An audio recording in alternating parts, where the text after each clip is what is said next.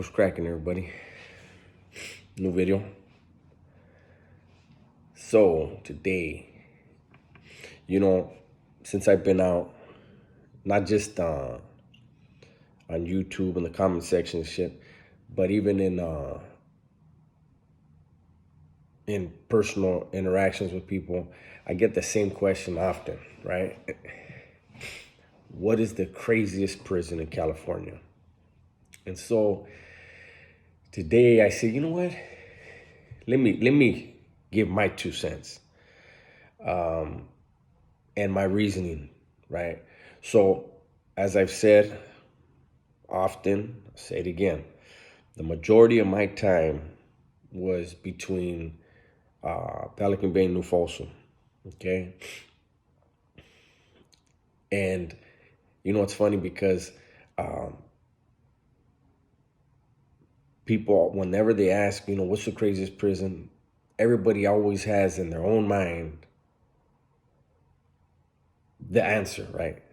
And it's always the same, Pelican Bay. Why do they always say Pelican Bay? Because of the media.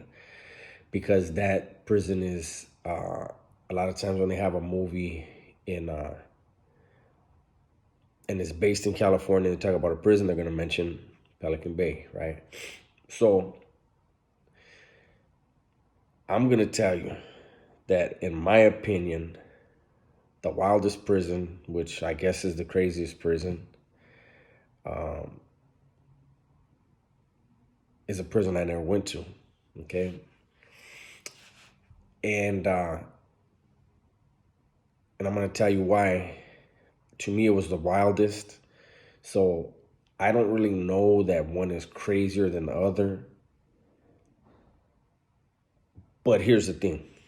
So the first 180 design prison, which is the highest security prison in California, people outside of California don't know, or some do have a slight understanding that in California, the maximum security prison is a level 4. However, there are 2 levels of level 4s. So there's the 180 design level 4s, which is the highest security, and then there's 270 design, which is a level 4, but the buildings are set up the same way as a level 3. It's just the only difference. Well, there's a big difference as far as one is points, but then what's actually going on the yard. Okay. So the first 180 design prison built was Corcoran. No. Yeah, I think it was Corcoran. I know Corcoran and New Folsom opened up around the same time, and then Pelican Bay was right after that. And then it was Salinas Valley, and then it was High Desert. All level 4 prisons, right? Okay. So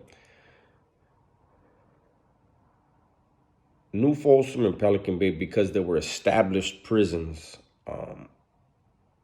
many wars were fought. Yards were divided up, however they were divided up. The majority of the time on those 2 prison yards, New Folsom and Pelican Bay, the majority of the violence was in-house, within the faction, that's where the majority of the killings and the stabbings were. Okay.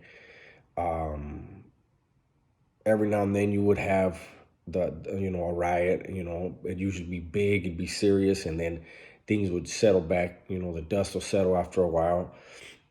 But in my opinion, like I said, is a prison I was never at. I think the wildest prison was High Desert State Prison.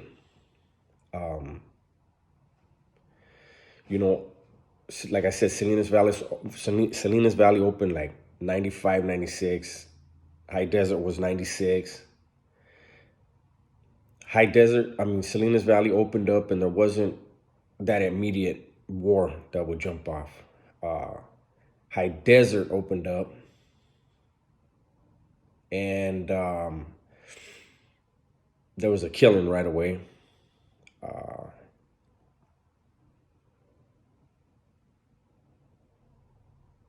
all the guys that were involved in that killing, I was actually in. They were in Pelican Bay with me on B Yard. One was my cellie in the hall, but So again, I believe it was high desert, and I'll tell you why. I had a good camarada of mine, Cuervo. I'm not gonna say where. I almost said where he's from. And my boy Crow, Cuervo Crow, we were in YA together, right? And then we run into each other again in Pelican Bay. And he asked me, he goes, "Hey, homie, have you gotten to high desert yet?" And I said, "Nah, not yet." And he's like, "Man, that motherfucker's off the hook." And I said, "Oh yeah, what happened?" He said, "I got out of the shoe, or I don't remember where he came from, but he wanted transferring to high desert, right?" Says he gets there, you know, the regular thing, he kicks out his paperwork. It goes to wherever. Then a cell comes out. Two homies come out to shower. They walk past the cell and they slide a bone crusher, a flat, right? A steel flat in the cell. Boom, slide it under. All right, Holmes. And they head towards the showers. So he goes, "Hey, Holmes." He taps on the door. "Hey, come here real quick." And one of the homies comes over. "What's up, eh?" And he goes, "Hey, who's this for?" And he goes, "Oh, Spencer, I forgot to tell you." He said, "If the door racks and it ain't a homie, kill him." Okay. And so what that meant, those of you that don't understand, is the raza from Southern California were at that time at war with the whites, the blacks, and the Asians. Others, everybody. It was that bad. And it's rare that you see that happen. You'll see it where it's against one faction, you know what I mean? Maybe two, but not all of them at once, And it was like that constantly over there.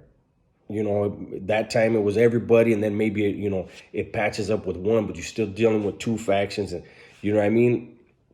They were going down with the raza from up north, too. Like it was constant chaos over there. And then even when things would die down, there was the in-house that they were having over there. The in-house shit that was going on was so like the other joints, we would hear about what was going on, and it was just like it was a clusterfuck. You know what I mean? Like, yeah. So there you go.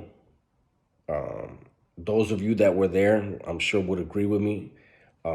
And like I said, me not being there, but you know how it is. Everybody hears what's going on. You go to the shoe, everybody hears what's going on, who's doing what. And,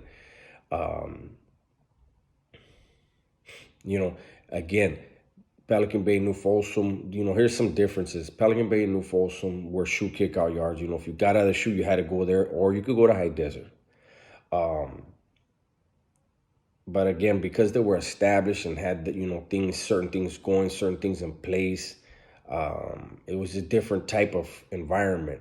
Then you had where one of the standouts about Pelican Bay, I will say, is this: it was a shoe kickout yard, but every faction, whatever clique that faction was under, the vast majority of each faction was what they call tipped up, and so the communication was more clear. People had a very clear understanding of the ramifications of getting at people wrong. So everybody, it was such a respectful place, And here's something that'll probably blow people's mind. Because Pelican Bay, like on B Yard, you have 1 and 2 block, and those are PSU. That's the shoe for the crazies, right? And then there's a fence, and then there's 3 and 4, and then there's a fence. 5 and 6, a fence, right? And then there's 7 and 8. So every 2 buildings, there's fences between them. 5, 6, 7, and 8, they would open a gate in between them and let them mingle. 3 and 4 only came out with each other, right? So on the bigger side, where it was 5, 6, 7, and 8, those of you that don't know, they would So the raza would have the handball court for an hour or 45 minutes, whatever. I think it was, yeah, yard was an hour and a half. So they'd have it for like 45 minutes. And then if the blacks wanted it for 45 minutes, all the raza would leave and the blacks would get it. Most of the time they didn't want to play, but if they did, there was that understanding. Before they even had to walk towards the handball court, somebody would, whisper at somebody like, hey, we'd like to play today, no problem. And so it was a completely different environment. That's why the riot that happened in 2000, it really should have never happened. If people knew the reason why it really happened, it would blow their mind. And I was there,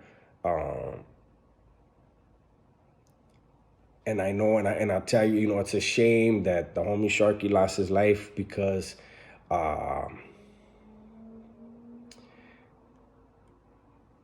that was really over some bully shit. People just, a lot of people got hurt that shouldn't have got hurt. The yard got busted up. It was just, it was reckless. And a lot of people paid a heavy price for it. That's what people don't know. A lot of people paid for that. But anyway, so that's my little 2 cents on it. Let's see in the comment section what people have to say. But that's it. You guys have a good night. I'll holler at you.